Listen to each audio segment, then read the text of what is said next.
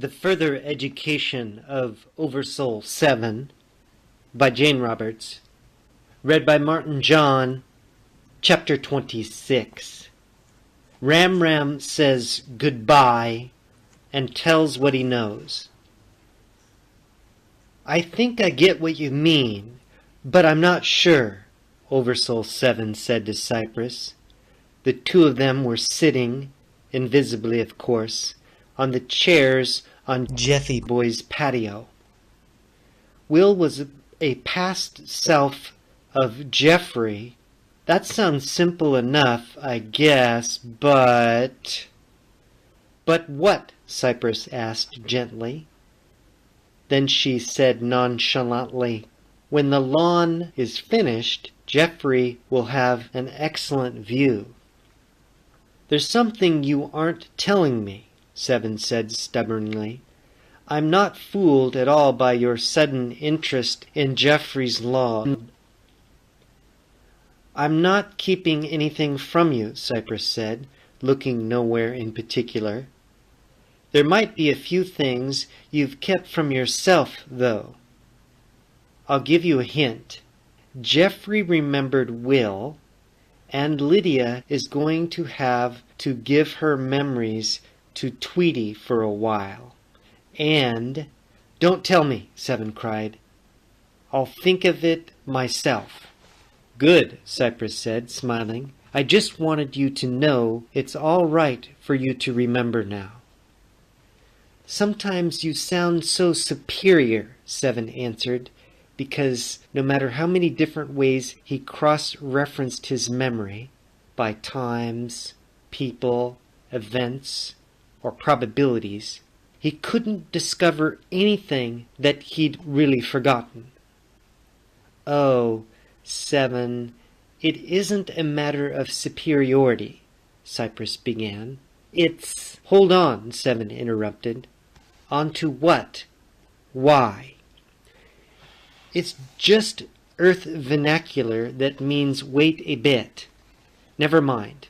Look there, Seven cried excitedly, because below them Ram Ram was ambling up the walk. You knew he was coming, didn't you? He asked reproachfully, but Cypress only smiled. She said, just watch and listen, and maybe you'll remember something important. By now she was laughing so hard that she was afraid she'd hurt Seven's feelings. But he was too confused to notice. There are so many unanswered questions, he mumbled. I still don't know why Jeffrey wrote the book for us, or how Lydia is connected to him, or how her full acceptance of Tweety's life has any bearing on Jeffrey's future. I'm still having my troubles with Lydia, by the way. But why should Jeffrey care? Shh!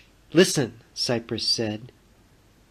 She and OverSoul 7 turned into 2 points of light on the ceiling of Jeffrey's living room. What's Jeffrey going to say when he types this? Seven asked anxiously. He'll know we've been listening to his private discussions with Ram Ram. You forget, Cypress said. Jeffrey thinks we're fictional characters. Ram Ram knocked at the door. He had to rap several times before the sound awakened Jeffrey, who was still asleep on the couch. Groggily, Jeffrey yelled, Go away! It's Ram Braille, Ram Ram called. Great, just who I want to see, Jeffrey muttered, but he went to the door anyway and let Ram Ram in. Well, I've been discharged, Ram Ram exclaimed. He looked very pleased with himself. Nice for you, Jeffrey said irritably. Is it for real this time? Now, Ram Ram said. I just dropped in to say goodbye. I'm going to take a trip and do some riding. I must say, You don't look very happy to see your partner in crime, he chuckled, and stared passively at the ceiling. You do look pooped, Jeffy boy, if you don't mind my saying so. I mind, and I don't like being called Jeffy boy, Geoffrey said. No, of course you don't. The boy part of the man, though. Now, what do you mean by that? Geoffrey demanded. RAAM RAAM sat down, smiling affably. Only that you used to be so stuffy. I like to remind you of the boy buried in there somewhere. Geoffrey stopped, stared, and asked, despite himself, Will? Are you talking about Will? Even as he spoke, he felt an absence in himself. Where was Will? Will? RAAM RAAM asked. Nothing, Geoffrey answered, with such obvious relief that RAAM RAAM pretended not to notice. He stared at the ceiling again. Of course, scientific journals are out, he said. You can't prove any of this. RAAM RAAM sees us, Seven cried. Does he? Cypress said. Prove what? Geoffrey demanded.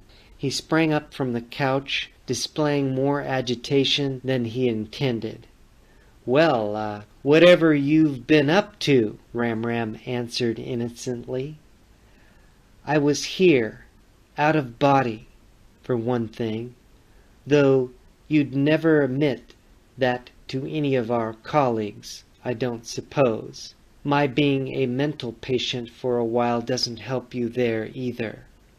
Yes. I do have a good idea of your psychological adventures. You haven't committed yourself to them, at least not all the way. Geoffrey said as calmly as he could, Just how much do you know about my activities? And how do you know whatever you know? He paused and almost shouted, Or think you know. RAAM RAAM stood up, turning his back to Geoffrey, arms folded behind his back, and walked toward the patio door. He stood looking out. I would imagine that you have a manuscript of some sort by now, he said. But my knowledge of your, bizarre activities isn't as detailed as you might think, or as I hoped. Before you called me about your first dream encounter with the two men, I wasn't at all surprised. I had a dream of my own about you. I need a drink, Geoffrey said abruptly. By all means, RAAM RAAM replied, beaming as if he were the host, and still talking. He went into the kitchen. Geoffrey heard the sounds of ice cubes being clunked into glasses, and RAAM RAAM returned with drinks for both of them. A toast, he said grandly. The dream, Geoffrey said. Oh yes, the dream.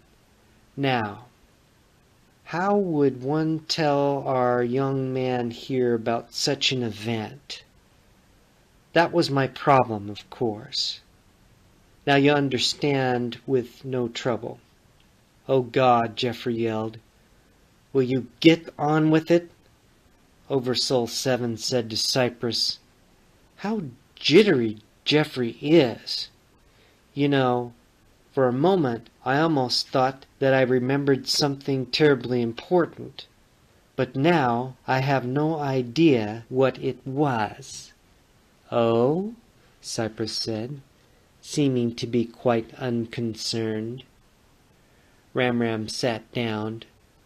I'm not sure of much of this, he said, but I dreamed of an automatic manuscript that you've been writing in some way that I've forgotten, and I knew that I'd have a hand in triggering it.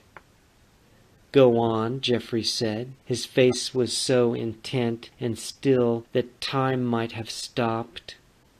Ram Ram continued. Years ago, I was very interested in phenomenon like out-of-body experiences, hypnosis, and alterations of consciousness in general. I fooled around with them, so to speak, but I was cautious.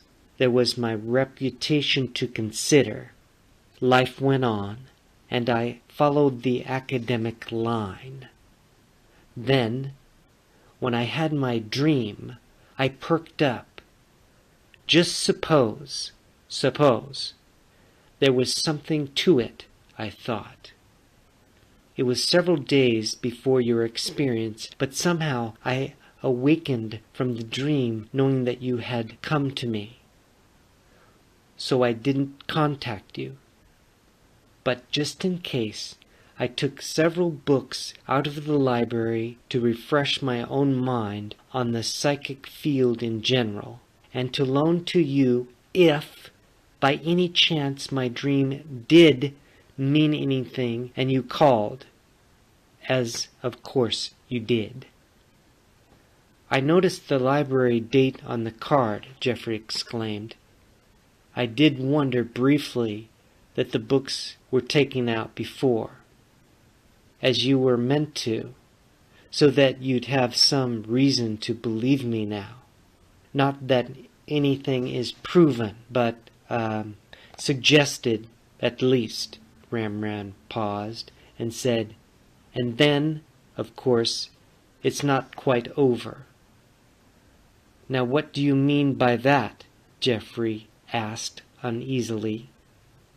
At the same time, he wondered if Ram Ram's remark had anything to do with his own growing anxiety, for Will kept flashing in and out of his consciousness. OverSoul 7 said to Cypress, what I'm supposed to remember has to do with Geoffrey's dream and this book, right? Shush, Cypress said. Now, Jeffy boy, don't you like surprises? Ram Ram said, reverting to his humorous, coy air. But be that as it may, I know this much. Whatever you're involved in isn't quite finished. There's something important you still have to do. Something else.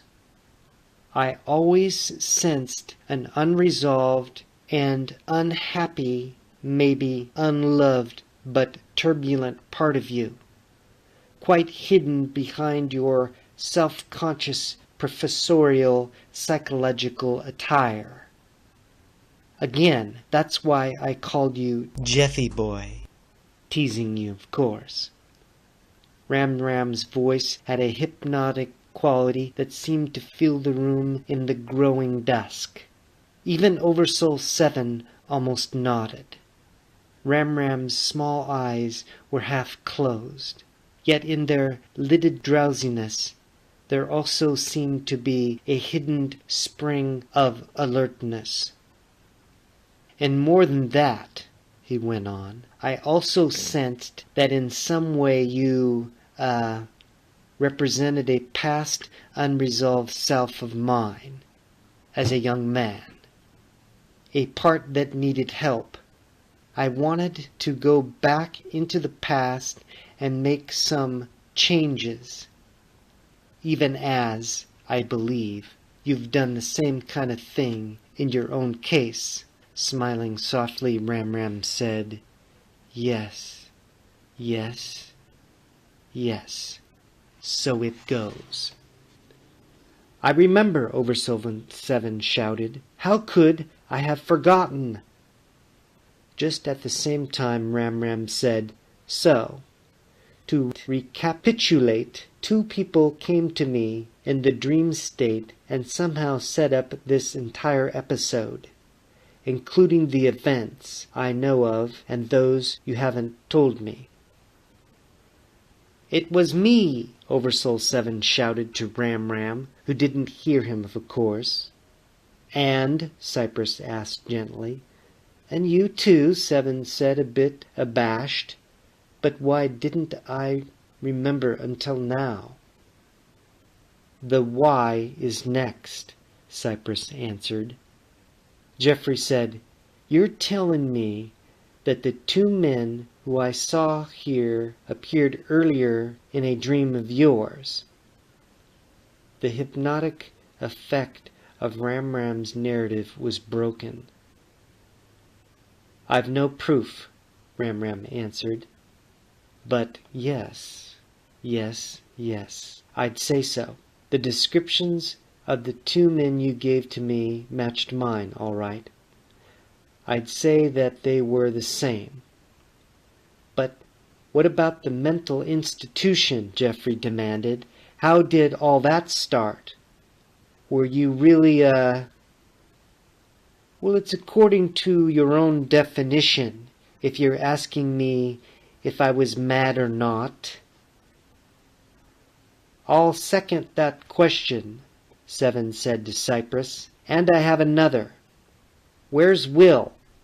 And why do I suddenly feel uneasy about Will and Lydia both? For one thing, Lydia needs you right now, Cypress said. There are some things that must be taken care of, and before Geoffrey Boy and Ram Ram finish their conversation. And what happens with Lydia has something to do with Will and Geoffrey, too. But what? 7 asked with some dismay. And there's more for me to remember, too, isn't there? Hurry. Go to Lydia now, Cypress replied. Granted, there's really no time, but in your terms, there's none to waste. End chapter 26. Peace, light, and love. Aloha.